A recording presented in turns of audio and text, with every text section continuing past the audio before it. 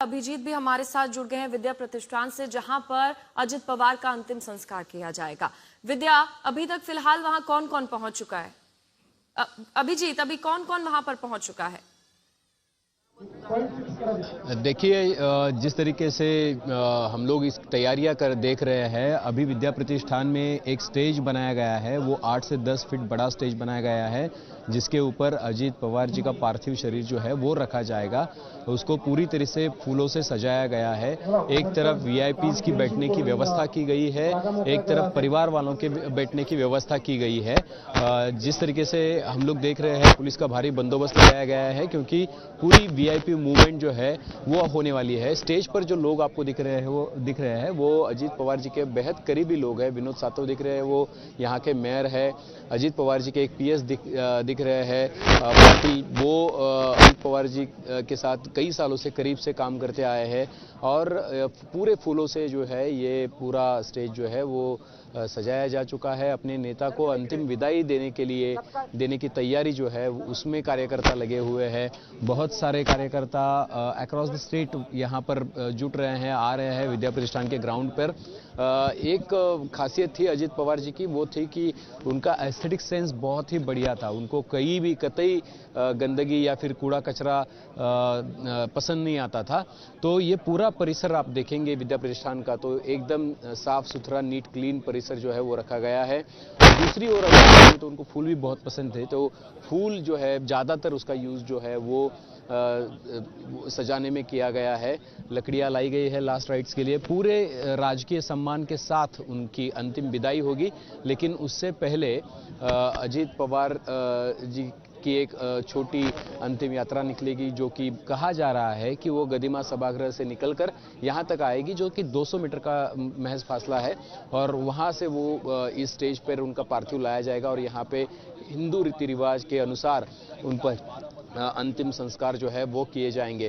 अगर आप देखेंगे तो होम मिनिस्टर अमित शाह हो या फिर बीजेपी के नए अध्यक्ष हो नितिन नवीन जी, वो जो है वो बारामती पहुंच रहे हैं। उसके साथ ही chief minister Devendra Fadnavis, deputy chief minister Eknath Shinde, Shiv Sena UBT के चीफ जो है उद्धव ठाकरे, वो भी बारामती पहुंच रहे हैं। उद्धव ठाकरे ने सुबह उनके परिवार से भी मुलाकात की, सांत्वना की।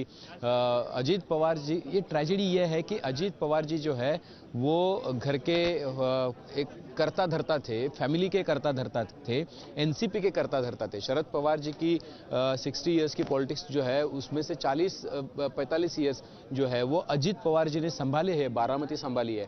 तो अजित पवार जी का जाना शरद पवार के लिए बड़ा लॉस है, एनसीपी के लिए बड़ा लॉस है। घर का करता धरता चला जाना एक तरीके से असमंजस में है कार्यकर्ता। और दूसरी बात यह है कि अजित पवार जी की जो मां है वो भी बहुत वयस्क है, और उनके लिए ये दुख देखना कि अजित पवार जैसा बेटा जो कि जिसका डंका जो है वो स्टेट में और देश में बजा है, जिसके काम को बहुत प्रेज किया गया है, और उसको खोना इस तरीके से इस उम्र में, तो ये बहुत दुख की बात है।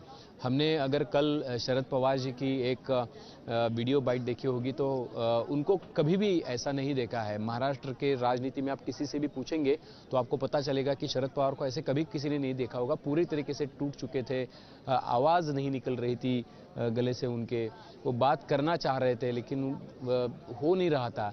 तो इस तरीके की हालात जो है वो है। पवार फैमिली भी बहुत सदमे में है। मैंने पवार फैमिली से कुछ लोगों से बात करने की कोशिश की तो वो इतने सदमे में है कि कुछ बोल नहीं सकते थे।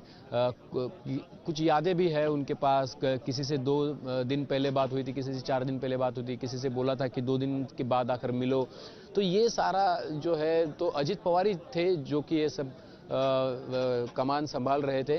और कहा जा रहा था कि अगले कुछ दिनों में दोनों एनसीपी जो है फैक्शन साथ में आने वाले हैं, तो एक तरीके से फैमिली भी साथ में आ जाएगी, और उसकी भी तैयारी जो है वो पूरी जोरों शोरों से शुरू हो चुकी थी।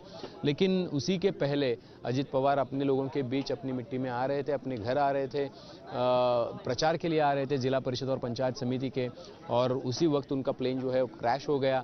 वो भी बारामती की मिट्टी पे, बारामती की भूमि पे क्रैश हो गया। जब लोगों से पूछा गया तो क्या पहचानने लायक स्थिति नहीं थी जिस तरीके के विस्फोट हुआ था प्लेन का, तो लोगों ने घड़ी से पहचाना।